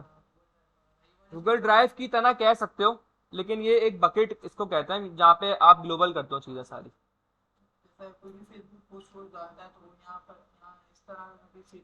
ये नॉर्मली जो ना, हाँ उसमें ये इमेज वगैरह के लिए यूज होता है, ये इमेज वगैरह के लिए। अच्छा होस्टिंग आपको यहाँ मिल रही होती है, सही है। कुछ फंक्शंस होते हैं फायरबेस के, बाकी और बहुत सारी चीज़ें यहाँ पे नई नई चीज़ें आ गई हैं, क्योंकि दिन हर इनकी अपडेट होती जाती है हर चीज़ें। जैसे मैंने जब फायरबेस वगैरह पहले पढ़ाया था, तो उसमें ये ऐप चेक नहीं था, फंक्शंस भी नहीं थे, ये मशीन लर्निंग रिमोट ये भी अभी अभी आया है इनका, पहले नहीं था ये सब चीज़ें, इन्होंने अब चीज़ें अपडेट कर दी काफ़ी अपनी। ठीक है, जब भी कोई नई चीज़ कर रहे हो आपने हमेशा डॉक्यूमेंटेशन को फॉलो करना है, क्योंकि मुझे भी सालों हो गए उसको यूज़ करे हुए। मैंने बहुत टाइम बाद उसको खोला है फायरबेस को, तो मैं भी डॉक्यूमेंटेशन यूज़ करूँगा। तो ये चीज़ें ऐसी हैं कि इसमें हर वक्त कुछ ना कुछ अपडेट होती रहती हैं, तो आपने कभी भी ना डॉक्यूमेंटेशन फॉलो करें। फर्स्ट प्रायोरिटी आपकी डॉक्यूमेंटेशन होनी चाहिए, क्योंकि डॉक्यूमेंटेशन आपकी है वो करंट, जिस जो आपके काम कर रहे होंगे डॉक्यूमेंटेशन में अपडेट हुआ हो सकता है आपको कोई पहले आपने यूज़ किया, आप उसी फंक्शन को यहाँ पे यूज़ कर रहे हो, पता लगा कि अब वो फंक्शन डेप्रिशिएट हो गया, आप फंसे रहेंगे एरर्स के अंदर। बात समझ में आ रही है? हो सकता है आप उस चीज़ को यूज़ कर रहे हो, वो चीज़ अब करंट वर्जन में वो चीज़ डेप्रिशिएट हो गई हो, बहुत है ऐसे भाई, चीज़ें ख़त्म हो जाती हैं। तो जब भी आप काम कर रहे हो आप यूज़ करें डॉक्यूमेंटेशन हमेशा, सही है। यहाँ तक क्लियर है सारी चीज़ें? अच्छा जी, अब देखें यहाँ पे लिखा हुआ ऑथेंटिकेशन, डेटाबेसेस, ये सारी चीजें ना बनी बनाई रखी हुई हैं। ये करते क्या है ये लोग, अपने फंक्शंस प्रोवाइड करते हैं हमें, और वो बोलते हैं आप इन फंक्शंस को यूज करके हमारे डेटाबेस को एक्सेस कर लें। बस इतनी सी बात है। देखो मैंने आपको अभी थोड़ी देर पहले बताया कि आप कभी भी फ्रंट एंड से डेटाबेस को एक्सेस नहीं कर सकते। बीच में कौन होता है, बीच में एपीआईज होती हैं और सर्वर होता है। वो एपीआईज बेसिकली एपीआईज होती हैं असल में, तो फिर वो एपीआईज कम्युनिकेट करती हैं सर्वर से, फिर सर्वर के बाद डेटाबेस पे जाते हैं। ये नॉर्मली हायरार्की होती है। अब यहाँ पे क्या सीन है, यहाँ तो ना सर्वर है हमारा, ना कोई मतलब हम कोई सर्वर बना रहे हैं, ना हमारे पास कोई एपीआई बना रहे हैं हम। यहाँ पे क्या है, यहाँ पे ना आपको फंक्शन मिलेंगे बने बनाए। वो फंक्शंस आपको दिखने में फंक्शंस होंगे वो, लेकिन बिहाइंड द सीन वो क्या होंगी, एपीआईज होंगी, जिनको यूज करते हुए हम डेटाबेस को एक्सेस कर लेंगे फायर गूगल के फायर स्टोर को। समझ में आ रहा है? थोड़ा बहुत भी अगर आ रहा है तो ठीक है, अभी के लिए थोड़ा बहुत तो आ रहा है समझ में, जब यूज करोगे समझ में आएगा। अच्छा भाई, अब इसको सेटअप किस तरह करना है, यहाँ पे आप आओगे, यहाँ पे आपको भाई बताओ क्या आप iOS ऐप बना रहे हो, कोई एंड्रॉइड ऐप बना रहे हो, कोई वेब ऐप बना रहे हो। हम क्या बना रहे हैं, वेब। हम यहाँ सिंपल वेब पे क्लिक करेंगे। यहाँ पे हम अपनी ऐप का कोई नाम हम रखते हैं, यहाँ पे माई वेब ऐप आप रख दो, कोई मैं यहाँ पे रख दो भाई, वही रख लो, ई कॉमर्स वेब ऐप। सही है।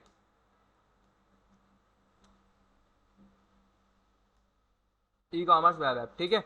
आपको होस्टिंग भी चाहिए भाई, हमने अभी होस्टिंग नहीं चाहिए, हम बाद में होस्टिंग अलग से कर लेंगे, हम डायरेक्टली ऐप बना लेते हैं। पहले आपको रजिस्टर करवाएंगे। स्टेप्स देख लें जरा, स्टेप्स बहुत इंपॉर्टेंट है इसके। अभी हमें होस्टिंग नहीं चाहिए ना, बाद में करेंगे उसको, अभी तो हम डेटाबेस के लिए आए हैं सिर्फ यहाँ पे। ठीक है, अब यहाँ पे आपको दो चीजें मिल रही हैं, user script tag. Script tag उठा के रख दो। आपको पता है ये स्क्रिप्ट टैग कहाँ पे चल सकता है आपका, अगर आप HTML CSS जावास्क्रिप्ट के थ्रू बना रहे हो, रिएक्ट में तो स्क्रिप्ट टैग नहीं लगाओगे ना आप, यहाँ पे npm से करोगे। ऐसी है, तुम शेयर यहाँ कर लो ना अपनी ब्लॉग, तुम्हारी स्क्रीन ब्लॉक हो गई शायद। आप आओगे यहाँ पे यूज npm, npm करोगे। npm के बाद सबसे पहले आपसे कह रहा है भाई, ये कह रहा हूँ यहाँ पे npm इंस्टॉल फायरबेस कर लो। मेरे पास ये ऑलरेडी हुआ हुआ है, आपके पास अगर नहीं होगा तो आप कर लेना, मेरे पास ये ऑलरेडी हुआ हुआ है। ये वैसे तो एक ही बार करना होता है। ये जिस तरह ये बता रहा है ना, ये तो आपको प्रोजेक्ट बस बता रहा है। इसमें एक टैग लगाते हैं npm इंस्टॉल -g, जी ग्लोबल का होता है, वो ग्लोबली इंस्टॉल कर लो अपने पास एक दफा, एक ही दफा कर लो, तो इसका मतलब बार बार करना नहीं पड़ेगा आपको, आपके ग्लोबल सिस्टम में इंस्टॉल हो जाएगा। लिखा ना npm इंस्टॉल फायरबेस, ये आपके पर्टिकुलर प्रोजेक्ट के अंदर होगा। इसको अगर आप यूं लिखोगे npm install space -g for global और इस फायरबेस, तो वो ग्लोबली आपके पीसी में इंस्टॉल हो जाएगा। मेरी ऐप को तो नहीं पता ना कि मेरे सिस्टम में है किसमें। पता हो गया आपके ऐप मॉड्यूल पता इंस्टॉल होगा। करेंगे तो सब पैकेज में आ रहा हो। देखो सुनो सुनो, नोड मॉड्यूल्स नहीं, आप जब करोगे ना npm इंस्टॉल -g ग्लोबल, आपकी सिस्टम्स की मेमोरी के अंदर ये फायरबेस ग्लोबली इंस्टॉल हो जाएगा। अब उसका फायदा क्या है, जब भी आप कोई नया प्रोजेक्ट बना रहे हो, आपको फिर दोबारा से ये चीज इंस्टॉल करने की जरूरत नहीं पड़ेगी। वो आपकी मेमोरी से ऑलरेडी जहां भी रखा होगा वहां से उठा लेगा खुद ब खुद। नहीं समझे?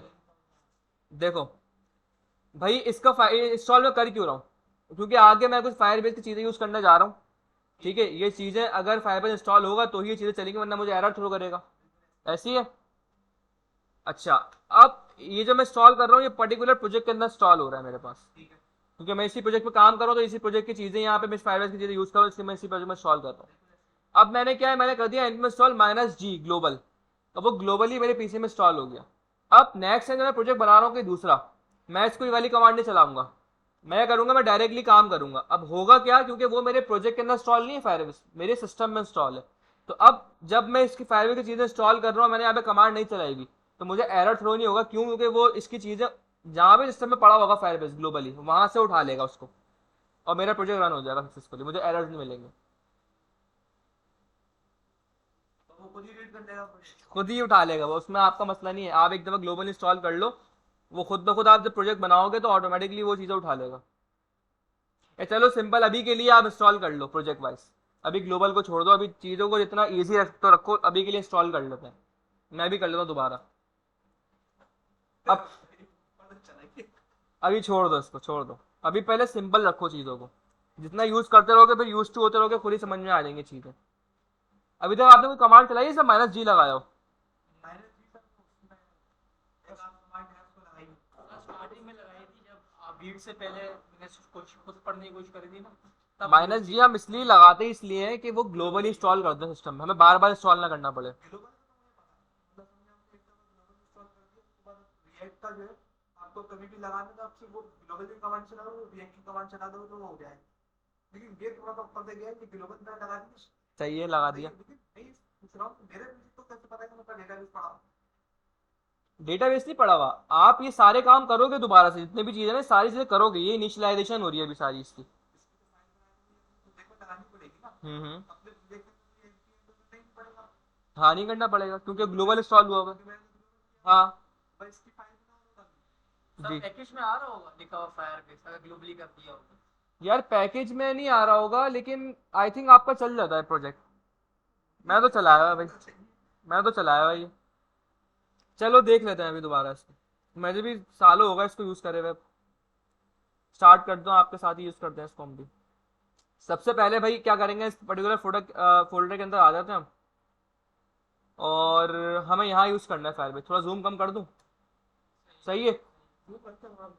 जूम रखूं? यहाँ बड़ा मसला हो रहा है जूम का। थोड़ा चेयर में करीब कर लो अपनी, 3 बंदे दो तुम लोग, तुम कहाँ भाई पिकनिक विकनिक पे आए हो क्या? थोड़ा आगे पीछे होके बैठे हो जरा सही से, आराम से लेटे हो। अच्छा भाई सबसे पहले मैं यहाँ आया, सबसे पहला स्टेप क्या कह रहा है भाई ये? npm install Firebase. सिंपल, मैंने कमांड कॉपी करी, टर्मिनल के अंदर आया अपने npm इंस्टॉल फायरबेस।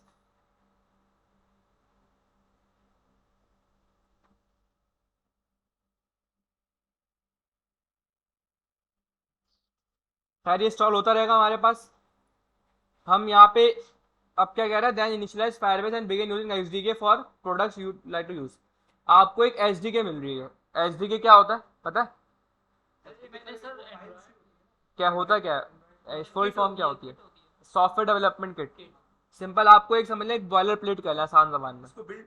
बिल्ड तो नहीं बोलेंगे, बॉयलर प्लेट कहना है। एक बॉयलर प्लेट की स्टार्टर टेम्पलेट मिलेगा आपको। यहाँ पे आप सिंपल इस पूरी को यहाँ से उठा लें, ठीक है? कॉपी कर लें, अभी सिर्फ देख लो, अभी लिखो नहीं, बस देख लो बस किस तरह काम हो रहा है, फिर एंड में लिखना। यहाँ आ जाओ, आप सारी चीज बंद कर दो।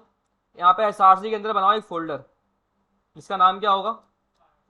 फायरबेस। फायरबेस की फाइल ही अलग करनी है हमें सारी, क्योंकि इसको डेटाबेस को मिक्स नहीं करना है यूआई के साथ। जितनी चीजें सेपरेट होंगी उतना अच्छा रहेगा। एक फाइल बनाऊंगा यहाँ पे आके मैं, फायरबेस डॉट जेएस। जेएसएक्स नहीं, क्योंकि हमें यहाँ पे जेएसएक्स नहीं लिखनी, हमें जेएस जावास्क्रिप्ट लिखनी है यहाँ पे। फायरबेस डॉट जेएस, और जो पूरी चीजें वहां से उठाई है मैंने, उसको मैं यहाँ पे लाके पेस्ट कर दूंगा। अब यहाँ पे ना एक चीज बड़ी इंपॉर्टेंट है, एपीआई की। ये आपकी मेन चीज है यहाँ पे, एपीआई की, क्योंकि इसी एपीआई की को यूज करके आप फायरबेस के सर्वर को हिट कर रहे हो या फायरबेस के डेटाबेस को एक्सेस कर रहे हो। इसको बस आपने अपने पास यहाँ पे सेव करके रख लेना, ठीक है? ये पता नहीं इंस्टॉल क्या है, क्यों नहीं हो रहा। नहीं नहीं, मैंने ग्लोबल थोड़ी इंस्टॉल किया इसको। वीएस कोड का टर्मिनल तो बहुत बकवास लगता है मुझे, वीएस कोड का।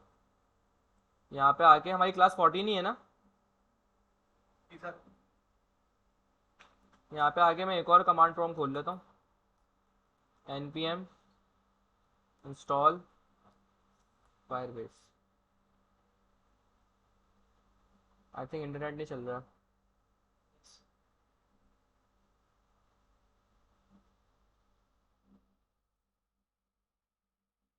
खैर ये हमें होता रहेगा इंस्टॉल, ठीक है? ये आपने इतना काम कर लिया, यहाँ पे ये चीज़ आपने यहाँ पे लाके पेस्ट कर दी, सही है? फायरबेस डॉट जेएस फाइल बना के, यहाँ पे क्लियर है? ये मैं समझाता हूँ अभी क्या चीज़ है, लेकिन समझ में आ गया? अभी देखिए पेस्ट कर दूँगा साथ। इंस्टॉल हो चुका है आपका फायरबेस। नहीं नहीं, वो चल रहा है इंस्टॉलेशन, वो होती रहेगी, उसको छोड़ दो। असल में इंपॉर्टेंट जो है ना, ये बॉयलर प्लेट है, ये असल में इंपॉर्टेंट है। अच्छा जी, आते हैं यहाँ पे। यहाँ पे आने के बाद इसको मैं करता हूँ यहाँ पे कंटिन्यू टू कंसोल, ठीक है? ये कंसोल हो गया आपका। अच्छा, अब आपको क्या यूज करना है, कौन सी सर्विस यूज करना है यहाँ पे? हम फायर स्टोर, फायर बेस नहीं, फायर स्टोर। आप सिंपल यहाँ पे आ जाए फायर स्टोर के अंदर। अब इसकी ये सर्विस यूज कर रहे हैं हम यहाँ पे। नेट नहीं चल रहा है इस वजह से वो भी इंस्टॉल नहीं हो रहा शायद।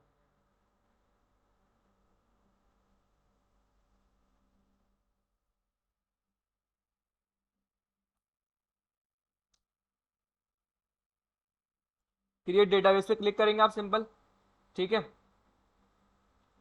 अब यहाँ पे दो ऑप्शन आते हैं आपके पास, start in production mode, start in test mode. आपने यहाँ पे क्लिक करना है टेस्ट मोड पे। अभी आप टेस्ट पे काम कर रहे हो, प्रोडक्शन पे नहीं कर रहे डायरेक्ट, ठीक है। स्टार्ट इन टेस्ट मोड करोगे और चलो वो अलग, ये इसको जो एरर आ रहा है फिलहाल उसको भी इग्नोर करो, यहाँ पे नेक्स्ट कर दो, ठीक है। नेक्स्ट इनेबल कर दो इसको, ये आपका डेटाबेस सेटअप हो रहा है पूरा।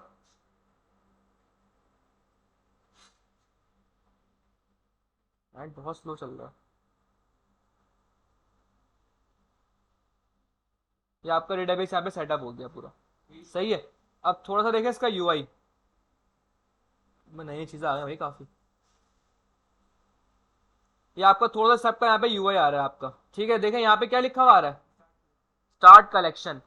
यहाँ पे क्या है, जैसे जो चीज़ वहाँ पे टेबल होती थी एसक्यूएल में, वो यहाँ पे कलेक्शन होती है।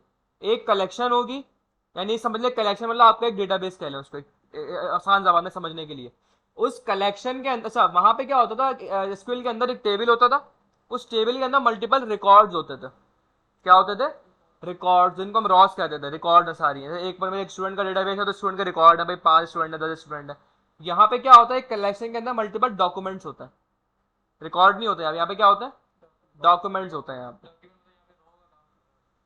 हाँ कह सकते हो, रॉस का काम कर रहे होते हैं डॉक्यूमेंट्स। नहीं कलेक्शन यहाँ पे समझ टेबल है, कलेक्शन या टेबल है। डॉक्यूमेंट रॉ नहीं है, डॉक्यूमेंट को रिकॉर्ड ही बोलो, सही, रॉ अलग चीज है। रॉ तो टेबल का पार्ट है, रॉ एंड कॉलम जो है ना ये पार्ट है टेबल का। रिकॉर्ड जो है ना वो एक टेबल के अंदर एक पूरा रिकॉर्ड, उसको रिकॉर्ड कहते हैं हम, वो रिकॉर्ड है पूरा। यहाँ पे क्लियर है। अच्छा इसके अंदर दो तरीके हैं। आप या तो सारा काम मैनुअल कर सकते हो, यहाँ पे मैनुअली आओ, स्टार्ट कलेक्शन करिए, अपनी पूरी कलेक्शन वगैरह बनाओ, मैनुअली काम। हम मैनुअल नहीं करेंगे, हम किसके थ्रू करेंगे काम, कोड के थ्रू करेंगे। हम कोड के थ्रू कमांड चलाएंगे, कोड के थ्रू फंक्शन यूज करेंगे, यहाँ पे डेटाबेस बनाएंगे, सही है। अच्छा जी, ये इंस्टॉलेशन हो रही है, इसकी इंस्टॉलेशन हो जाए पूरी।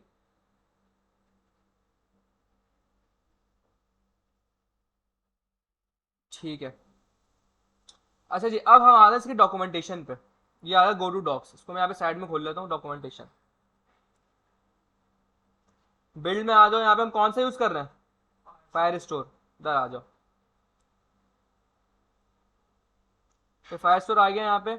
गेट स्टार्टेड पे क्लिक करो, यहाँ पे सारे इसके पूरे डॉक्यूमेंट दिए हुए हैं, यहाँ पे आप रीड कर करके जा सकते हो, ठीक है। सेटअप और डेवलपमेंट एनवायरनमेंट, हम क्या कर रहे हैं भाई, वेब नेम्स पे एपीआई हम नहीं कर रहे हैं, मॉड्यूलर ये हम सारे काम कर चुके हैं ऑलरेडी, ठीक है। अच्छा अब कोड पे आते हैं जरा, वहाँ पे वो कोड मैं आपको समझाता हूँ। सबसे पहले हुआ क्या है, फायरबेस अभी इंस्टॉल करोगे आप तो यहाँ पे आ जाएगा फायरबेस स्लैश ऐप से, यहाँ पे एक इनिशियलाइज ऐप का एक फंक्शन निकल रहा है सिंपल, जो आपकी ऐप को इनिशियलाइज कर रहा है फायरबेस को आपके प्रोजेक्ट के अंदर। एक ऑब्जेक्ट है कॉन्फ़िग का, जिसमें फायरबेस कॉन्फ़िगरेशन रखी हुई है कि भाई आपकी एपीआई की ये है, आपका डोमेन ये है। यानी जब हम होस्ट करेंगे ना अपनी एप्लीकेशन को, तो इस डोमेन पे होस्ट हो गया हमारी, इस पे लाइव हो गया हमारी एप्लीकेशन। क्योंकि आपको पता है फायरबेस ऑप्शन नहीं देता आपको चेंज करने का नाम, तो इस पे डोमेन पे लाइव हो गया आपकी एप्लीकेशन। नहीं, लर्निंग के लिए I think sir premium premium वगैरह लोगे तो उसमें हो जाएगा होगा, मैंने कभी चेक नहीं किया इसको। प्रोजेक्ट आईडी है आपकी, स्टोरेज बकेट यहाँ पे आ गया आपका, बाकी सारी चीज़ें आपकी यहाँ पे आएंगी। तो ये सारी चीज़ें फंक्शन में जा रही हो, ये ऐप नाम का एक फंक्शन आपके पास बन गया, इनिशियलाइज ऐप का एक फंक्शन बन गया, यहाँ पे हमने ऐप नाम के वेरिएबल में इसको स्टोर करवा दिया, ठीक है। और हमारे यहाँ पे इनिशियलाइज फायरबेस, ये जो फंक्शन ही क्या कर रहा है, फायरबेस को इनिशियलाइज कर रहा है। क्लियर है यहाँ तक बात।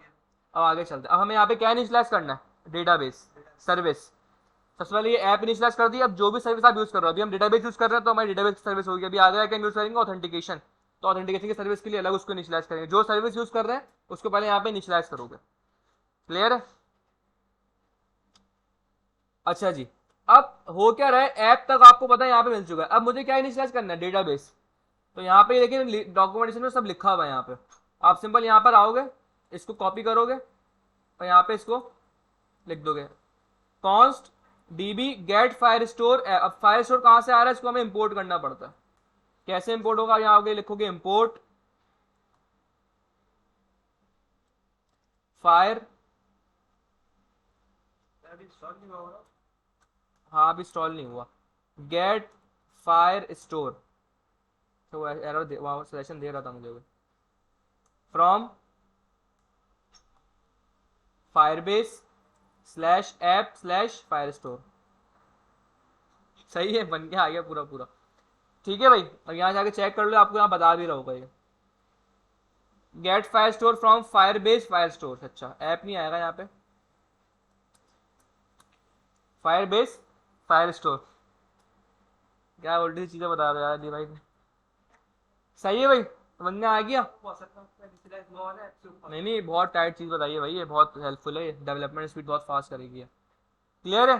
फायर बेस मतलब मेन फायर बेस है, इसकी हम कौन सी सर्विस यूज कर रहे हैं, हम फायर स्टोर यूज कर रहे हैं, तो यहाँ से इसको उठा लिया, और इस तरह ये ऑब्जेक्ट इंपोर्ट होगी, डिफॉल्ट नहीं है, ऑब्जेक्ट वाली इंपोर्ट होती है। अब इस फायर स्टोर से जितने भी फंक्शन मैं उठाऊंगा, मैं सारे यहीं से उठाता रहूंगा, उठाऊंगा जितने भी मैं यूज करूंगा। अभी मैंने क्या किया, गेट फायर स्टोर मतलब मैं अपनी जो ऐप, मुझे पूरी मेरी ऐप बनी हुई है, मैं इसको कहाँ पास कर रहा हूँ, फाइल स्टोर के अंदर। मतलब इसका ये कि मैं अपनी पूरी ऐप के अंदर डेटाबेस की एक लेयर लगाना चाह रहा हूँ, डेटाबेस का एक रैपर लगाना चाह रहा हूँ। क्लियर है यहाँ तक। और इसको मैंने यहाँ पे शो करा डीबी के अंदर, मैं यहाँ पे कमेंट डाल देता हूँ ताकि आपको आसानी रहे। इनिशियलाइज फायर स्टोर, वो फायर बेस बता रहा ना मुझे, सही है। Initialise Firestore, database initialise हो गया, मैं इसको शो कर डीबी के अंदर, ये आपकी इनिशियलाइजेशन यहाँ पे हो गई है। अब यहाँ से कहानी होती है शुरू, फंक्शंस पे आते हैं फायर बेस के। एक फंक्शन आज इंशाल्लाह कोर्स करूंगा, मैं आपको पूरा पढ़ा दूं। डेटा मुझे ऐड करना है, अभी आपका सबसे इनिशियल क्या है, अभी मेरा डेटाबेस पे कोई डेटा है पड़ा हुआ, मैं सारे काम को सारी चीज़ें बंद कर देता हूँ। अभी ये बंद कर देते हैं, ये डेटाबेस हो गया, डॉक्यूमेंटेशन हो गया, इसको यहाँ बंद कर दो। अभी मैं अगर यहाँ पे यहाँ कुछ पहले कोई डिटेल पड़ी नहीं है, खाली है, तो तुम्हारा डेटा गेट तो कर नहीं सकता मैं, पहले मुझे क्या करना पड़ेगा, पहले भिजवाना पड़ेगा, ऐड करना पड़ेगा पहले डेटा। पोस्ट की रिक्वेस्ट होती है वो हमारे लिए, लेकिन फायरबेस की डिफरेंट रूल्स हैं। यहाँ पे देखते हैं डेटा कैसे ऐड होता है। आप सिंपल यहाँ पर आए, ऐड एंड मैनेज डेटा, ये वैसे आ रहे हैं नीचे यहाँ पे, ऐड डेटा, सही है। सिंपल डॉक्यूमेंटेशन फॉलो करें बस। आप यहाँ पे आ जाए, यहाँ पे एक दो तीन फंक्शन होते हैं, एक है सेट डॉक्यूमेंट का, हम यहाँ पे ये यूज नहीं करते, हम यूज करते हैं ऐड डॉक का फंक्शन, यहाँ नीचे कहीं होगा, सर्च कर लेता, ऐड डॉक, ये रहा, सही है। ये ऐड डॉक का एक फंक्शन होता है, ये हम यूज करते हैं डेटा भिजवाने के लिए कोई। अब कैसे यूज होता है भाई ये, सबसे पहले तो इसको इंपोर्ट करते हैं हम, कहाँ से करेंगे, फायरबेस फायर स्टोर से। ये अपने अंदर कलेक्शन लेता है, अभी कलेक्शन भी यहीं से आ रही होती है। अभी किस तरीके से होता है मैं आपको बताता हूँ। सबसे पहले हम यहाँ दो चीजें उठाते हैं, ऐड डॉक, दूसरा कलेक्शन है, कलेक्शन है, सही है। ये दो चीजें यहाँ से हम उठाते हैं। भाई इंस्टॉल हुआ नहीं हुआ पहले ये देख लो जरा, वाओ एरर आ गया, एनपीएक्स करने का मैं तो बोलता ये तो पता नहीं भाई क्या एरर दिया, इनवैलिड रिस्पांस बॉडी।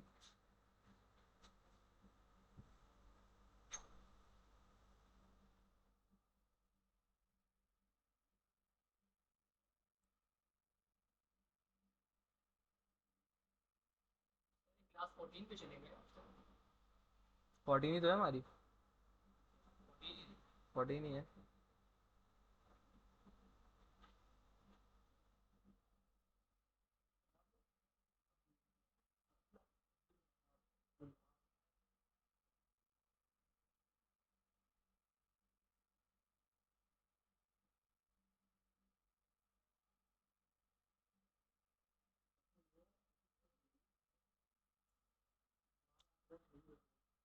अभी इस चीज़ में थोड़ा टाइम लगेगा, फायरबेस के अंदर कोई परेशान नहीं होगा कि इतने सब बात चीज़ें पड़ी हैं, टाइम लगेगा। मैं खुद भी स्लो स्लो पढ़ाऊंगा ताकि आपको समझ में आए। इसमें बेस बेस बड़ी स्ट्रांग है, बेस आपकी अच्छी बनी होनी चाहिए सर पहले। एक्सप्रेस भी पढ़ाएंगे, बैकएंड में एक्सप्रेस पढ़ेंगे, स्प्रिंग बोर्ड पढ़ाएंगे ना, स्प्रिंग बोर्ड पढ़ाएंगे, स्प्रिंग बूट स्प्रिंग बोर्ड हाँ ये क्या तो जावा का है भाई, जावा का फ्रेमवर्क है स्प्रिंग बूट। जावा की ऐप, जैसे हम लोग जावा स्क्रिप्ट पढ़ लें, हम काम करते हैं रिएक्ट पे, ऐसे ही जावा जो लोग पढ़ते हैं वो स्प्रिंग बूट पे काम करता है। वो उसका जावा का जावा का फ्रेमवर्क है स्प्रिंग बूट, एंटरप्राइज लेवल की एप्लीकेशंस बनती है यहाँ पे। हो गया भाई, वो ये मसला था, नेटवर्क इंटरनेट नहीं चल रहा था। सही है भाई, इसके जेसन में आ गया होगा फायर बेस, अब आ गया यहाँ पे। सही है। अब यहाँ से एक ऐड डॉग उठा लिया, कलेक्शन उठा लिया। सबसे पहले हम अपनी कलेक्शन बनाते हैं। कलेक्शन क्या है भाई? कलेक्शन का मतलब टेबल है, बता चुका हूँ मैं आपको। टेबल का कोई नाम होगा, जो भी होगा। जैसे यहाँ कलेक्शन में क्या है, कलेक्शन क्या दो चीज आपसे देता है, डेटाबेस क्या है आपका, डीबी बताओ, और अपनी कलेक्शन का कोई नाम रखो। मैं यहाँ पे आता हूँ, मैंने इसको बोला भाई इनिशियलाइज कर दो कलेक्शन। सही है। वाह भाई, पूरा बना के दे दिया इसने तो। क्या बता दिया यार अली भाई तुमने चीज। ठीक है, मैंने यहाँ लिखा भाई कॉन्स्ट अंडरस्कोर। अच्छा, इसको ना दोनों लिखने का तरीका डिफरेंट है। मैं लिख रहा हूँ इसको underscore collection is equal to collection हमने उठाया हुआ ऊपर से, कहाँ है, ये रहा। ठीक है। हाँ हाँ, गलत भी देता है भाई, गलत भी दे रहा है। अब ये कलेक्शन आपसे दो चीजें लेता है। क्या लेता है आपसे? एक डेटाबेस, कौन सा यूज कर रहे हो, रियल टाइम यूज कर रहे हो, फायर स्टोर यूज कर रहे हो, ये। और फिर दूसरा कलेक्शन का नाम, हमने कौन सा यूज कर रहे हैं यहाँ पे, फायर स्टोर। और अब मैंने उसको किस में, डीबी के नाम में स्टोर करा, डीबी के वेरिएबल के अंदर। उसी डीबी को मैं पास करूंगा, मतलब मेरा डीबी मेरा ये है, कॉमा, मेरे को फायर कह रहा है, ये आग लगा दो। फायर तो कुछ भी नहीं है। अब कलेक्शन का नाम आएगा यहाँ पे, जो भी आपकी कलेक्शन है। मैं यहाँ पे अपनी कलेक्शन का नाम क्या रखूँ? जैसे हम नाम थोड़ा सा मीनिंगफुल रखते हैं। फॉर एग्जाम्पल, जब मैं इसको यूज करना चाह रहा हूँ कि भाई मैं जो प्रोडक्ट ऐड कराऊंगा तो वहां आगे स्टोर होगी, तो क्या नाम रखें? कार्ट आइटम्स, प्रोडक्ट्स कर दें अगर, कार्ट प्रोडक्ट्स, प्रोडक्ट कर देना, प्रोडक्ट्स। सारी प्रोडक्ट्स वहां पर जस्ट वहां पे वहीं हुई है, कार्ट प्रोडक्ट्स कर दें, कार्ट प्रोडक्ट्स। सही है। या कार्ट आइटम्स कर दो इसको। सही है, ये हमारी कलेक्शन का नाम हो गया यहाँ पे। कार्ड आइटम्स कलेक्शन कर आइटम्स कलेक्शन छोड़ दो, बस वो कलेक्शन तो वहाँ लिखा हुआ ही रहा होगा ना। सही है। अच्छा, ये अंडरस्कोर कोई मकसद नहीं है लगाने का, वेरिएबल नेम है बस ये। आप बस मैंने ऐसे लगा दिया, नॉर्मली ऐसे लोग यूज करते हैं इसको कलेक्शन के उसमें। कलेक्शन बनाना आ गई, कलेक्शन हो गया। अब डेटा यहाँ से होगा ऐड। अच्छा, ऐड जो मुझे करवाना है ना, ऐड डेटा, ऐड डॉग एक फंक्शन है, ऐड डॉग। ये डेटा ऐड करवाने का काम आता है। मैं डेटा, मेरा ऐड डेटा ऐड करने का काम मेरा यहाँ पे कहाँ हो रहा है, यहाँ हो रहा है ना इसके अंदर। तो इसका मतलब मैं इसको इसी जगह यूज करना पड़ेगा मुझे। अब यहाँ पे कैसे यूज करूँ इसको मैं? एक्सपोर्ट करना पड़ेगा मुझे यहाँ से। तो हम क्या करेंगे, यहाँ पे एक बनाएंगे एक्सपोर्ट, एक्सपोर्ट। ठीक है। इसके अंदर मैं दो से, एक कलेक्शन एक्सपोर्ट कराऊंगा अपनी, और एक, ओ भाई जरूरत से ज्यादा तेज भाग रही है तो, एक ऐड डॉक। अब जो जो नई नई चीज उठाता रहूंगा, यहाँ से इंपोर्ट करूंगा, यहाँ से उसको एक्सपोर्ट करूंगा, और जहां यूज करनी है वहां यूज करता रहूंगा मैं। ठीक है। ये दो चीजें मुझे एक्सपोर्ट करनी पड़ेंगी ना, क्योंकि मुझे तो यूज करना है इसको, ऐड डॉक को। अब उस जगह पे जाता है जहां यूज करना है। कहाँ है हमारा भाई? कार्ड के अंदर होगा आई थिंक, ये कार्ड डॉट जेजेक्स के अंदर। सही है। ऐड टू कार्ड कहाँ है हमारा? ये रहा, बटन हैंडलर। हमने यहाँ पे क्या करा है भाई, अगर तो ये तो अलर्ट आ जाना यहाँ पे, यहाँ मुझे कॉल नहीं करवाना इसको। जहाँ पे ऐड टू कार्ट होगा सिर्फ उधर जाना है मुझे। ऐड टू कार्ट हैंडलर ये रहा, ऐड टू कार्ट हैंडलर में चले आओ। क्या हो गया भाई, क्या हो गया, क्या हो गया? Add to cart. सही है, यहाँ हो रहा है मेरा काम। अभी जो मैं, अच्छा, अब यहाँ पे दो चीजों का जब भी आप डेटाबेस से काम करते हैं ना, आप दो जगहों के लिए काम करते, एक ही काम करते हैं दो जगहों के लिए। मतलब ऐड टू कार्ट मैंने करवाया, अब ये मुझे पहले यूआई पे करवाना है ऐड, उसके बाद क्या करवाना है, डेटाबेस से भी ऐड करवाना पड़ेगा। दो, एक काम करने के लिए दो जगह, दो स्टेप मुझे लिखने पड़ेंगे। तो ये जो लॉजिक है, ये लॉजिक क्या कर रही है, मेरे यूआई पे ऐड टू कार्ट कर रही है इन शॉर्ट। सही है। अब मैं इसी के नीचे आऊंगा, यहाँ पे मैं कमेंट डालता हूं यहाँ पे, add to cart on database. सही है। क्लियर है? अब यहाँ मैं डेटाबेस के ऊपर एड टू कार्ड की लॉजिक यहाँ लिख रहा हूँ। अब एड टू कार्ड को पता है एक फंक्शन होता है, कौन सा, क्या नाम होता है उसका, बता दो भाई। एड डॉक, जो डॉक्यूमेंट को ऐड करता है। इसके लिए डॉक्यूमेंट है, मेरी प्रोडक्ट डॉक्यूमेंट है, एक रिकॉर्ड है। डॉक्यूमेंट को ऐड, ऐसा यहाँ लिखा हुआ है ऐड डॉक, नॉट डॉक्स। इसका मतलब ये एक सिंगल डॉक्यूमेंट ऐड करेगा। ये भी जरा देखिएगा यहाँ पे, पता चला आप डॉक्स की डॉक्यूमेंटेशन पढ़ ले और ऐड डॉक करवा रहे हैं। ये भी अक्सर होता है, ये मेरे साथ भी हो चुका बहुत दफा। तो इसको जरा देखिएगा। और यही ऐड डॉक है। हम यहाँ पे सिंपल आते हैं, सबसे पहले हमें मैं यहाँ पे आता हूँ ऐड डॉक। अच्छा मैं एक काम करता हूँ डायरेक्ट, और देखता हूँ उठता ही नहीं उठता। फायर बेस पे आ जाओ, ये चलो उठा लेते हैं इसको, इंपोर्ट कर लेता हूँ ऊपर। मैं यहाँ पे आता हूँ, मैं लिखा इंपोर्ट एड डॉक। अच्छा फायर बेस फायर स्टोर से आ रहा है ये, लेकिन मुझे यहाँ थोड़ी चाहिए, मुझे कहाँ से चाहिए, dot forward slash dot dot forward slash dot dot forward slash Firebase slash Firebase, मुझे यहाँ से चाहिए। सही है, एड डॉग उठाया यहाँ से, और यहाँ से अंडरस्कोर कलेक्शन भी निकाल लिया। ठीक है, क्या इसका नाम अगर मैं चेंज कर दूं, इसको अगर मैं कर दूं यहाँ पे डीबी कलेक्शन, ये थोड़ा सही लग रहा है ना, डीबी अंडरस्कोर कलेक्शन कर देते हैं इसको। कॉपी, यहाँ पेस्ट करो इसको, और यहाँ पे पेस्ट करो इसको। सही है, थोड़ा सा मीनिंगफुल लग रहा है डीबी कलेक्शन। ठीक है, अब ये एड डॉग तो यहाँ पे उठ चुका है। अब एड डॉग देखें यूज कैसे हो रहा है। एड डॉग के साथ लग रहा है अवेट। अब यहाँ है थोड़ी सोचने वाली बात, आप मुझे बताएं कि एड डॉग क्या है। एक फंक्शन है, क्योंकि ब्रैकेट लगे हैं फंक्शन के, तो फंक्शन है भाई। किसी फंक्शन के साथ अवेट लगा हुआ देखा है आपने अभी तक?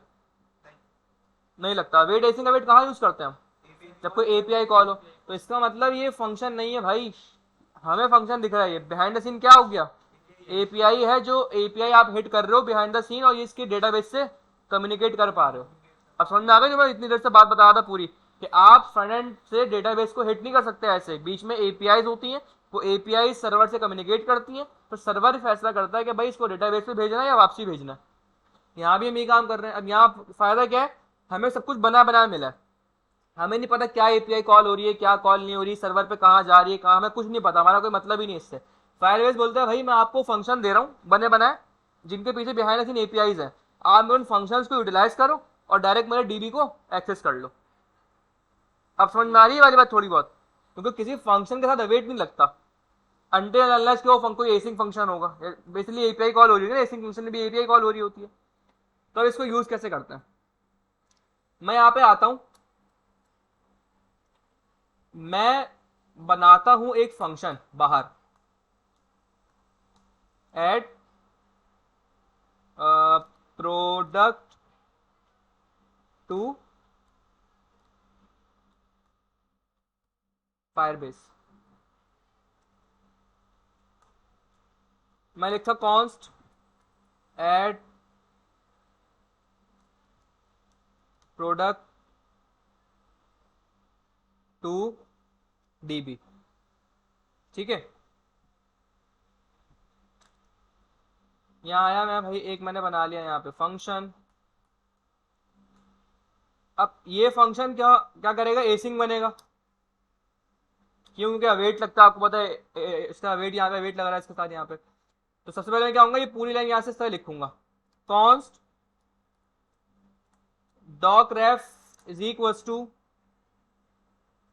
अवेट, और अवेट के साथ क्या लगाऊंगा, एड डॉग। एड डॉग वाला दो चीज लेते हैं, एक अभी कलेक्शन लेते हैं और एक वो ऑब्जेक्ट जिसको आपने ऐड करवाना है। या एक काम करते हैं हम, चलो सही है, ठीक है, एड डॉग आ गया यहाँ पे। अब एड डॉग के सबसे पहले क्या पास करूंगा, डीबी कलेक्शन जो कहाँ से आ रही है मेरी, यहाँ से आ रही है, जिसमें मैं डेटाबेस का कलेक्शन पड़ा हुआ है, जो मुझे डेटाबेस का नाम मुझे रखना है। सेकंड में मेरे पास यहाँ पे आता है मेरा ऑब्जेक्ट, इसको मैं कहता हूँ यहाँ पे ओबीजे टू सेंड। अब ये ओबीजे टू सेंड कहाँ से आएगा भाई, ये यहाँ से आएगा। सही है, इस जहां इस फंक्शन कॉल करूंगा ना, उसके आर्गुमेंट के अंदर मैं भिजवाऊंगा एक ऑब्जेक्ट अपना जो करंटली ऐड होने वाला है, और वो यहाँ रिसीव होगा और यहाँ पास कर दूंगा। इट मीन्स कि फंक्शन यहाँ कॉल कर रहा हूं मैं, ये कॉल किया मैंने यहाँ पे ऐड प्रोडक्ट टू डेटाबेस। अब मेरे पास जो करंटली प्रोडक्ट आ रहा है वो ये वाला है या नहीं है? यही है ना भाई, ये आ गया यहाँ पे। और इस करंट प्रोडक्ट जब यहाँ पास किया रिसीव कहाँ होगा? यहाँ रिसीव होगा और यहाँ पास हो जाएगा। समझ में आ रही है बात? अच्छा जी, अब यहाँ पे ये डॉक्यूमेंट तो यहाँ पे देखो ये आ रही है, यहाँ पे एड कलेक्शन पास किया और यहाँ पे उसने एक ऑब्जेक्ट पास कर दिया, सही है। अब डॉक रेफ हमें कुछ रिटर्न करता है, वो रिटर्न क्या आ रहा है वो देखते हैं जरा। अच्छा, डॉक रेफ ये सिर्फ नाम है, डॉक्यूमेंट रेफरेंस स्टैंड्स फॉर, इसका हमारा डॉक्यूमेंट रेफरेंस है। तो यहाँ पे सिंपल आ गया, यहाँ डॉक रेफ से हमें जिसमें डॉक्यूमेंट की आईडी मिल रही होती है। कोई जब आप किसी डॉक्यूमेंट को ऐड करवाओगे ना, यहाँ पे कोई प्रोडक्ट ऐड करवा रहे हो तो वो अपनी एक आईडी देता है आप। वो आईडी वैसे तो अभी तो कोई काम नहीं है हमारे पास, लेकिन हम बहरहाल ऐसे बस चेक कर लेते हैं। कंसोल के अंदर मुझे डॉक रेफ में मिल के आ रहा है, सही है, क्लियर हो गया।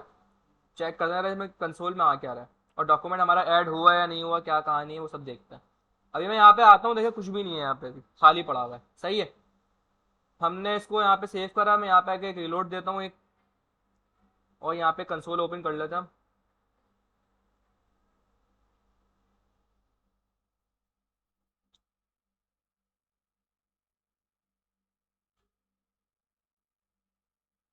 सही है, मैंने किया इसको यहाँ पे ऐड टू कार्ट। जैसे मैंने ऐड टू कार्ट किया,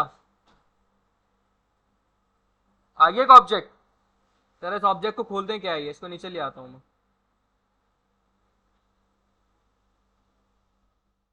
क्या हो गया?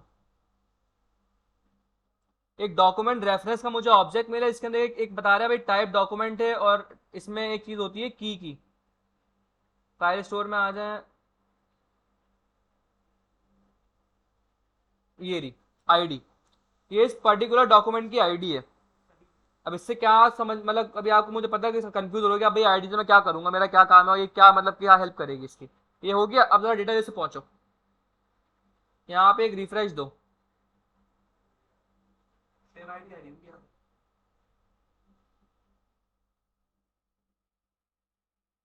कार्डम्स आ गया, यहाँ पे कलेक्शन बन के आ गया। अब जरा इसको ओपन करो, यहाँ पे क्लिक करो इसको, ये रहा। ये क्या है, यहाँ पे एक डॉक्यूमेंट आया है, ये कलेक्शन है आपका, ये डॉक्यूमेंट ऐड हो गया एक। अब देखिए ये आईडी और आपकी ये आईडी मैच है, इसका मतलब ये डॉक्यूमेंट जाके ऐड हुआ है। अभी तो रिफ्रेश है ना ये यहाँ पे, नहीं नहीं अभी, अभी देखो, अभी मैंने डेटाबेस में ऐड करा है, अभी फिर मुझे इसको रिफ्रेश में गेट भी करवाना पड़ेगा ना, फिर तो रिफ्रेश में गेट होगा तो फिर नहीं जाएगा, अभी तो ऐड हुआ है। पहले इसको लेके ओपन करें, ये डॉक्यूमेंट पे क्लिक करें, यहाँ पे ये बताएगा इसमें क्या पड़ा हुआ है। देखिए इसमें क्या है, कैटेगरी जा रही है, मैन क्लोथिंग, डिस्क्रिप्शन जा रही है, पूरा सब कुछ जा रहा है यहाँ पे। ये पूरा का पूरा ऑब्जेक्ट उठ के चला गया यहाँ पे। लेकिन ये पूरा का पूरा ऑब्जेक्ट थोड़ी दिखाना मुझे, क्या पूरा ऑब्जेक्ट दिखाना है? मैं ये चाह रहा हूँ कि ये रेटिंग वेटिंग तो मैंने यहाँ दिखाई भी नहीं है यहाँ पे। मैं ये चाह रहा हूँ कि मैं इस ऑब्जेक्ट को ना पूरा नहीं भिजवाऊँ, मॉडिफाई नहीं करूँ, मैं थोड़ा बहुत जो मैंने डेटा यहाँ दिखा रहा हूँ ना बस वो भिजवा दूँ। ऐसी है क्या? पूरा तो आप बताएं, पूरा भिजवाना है?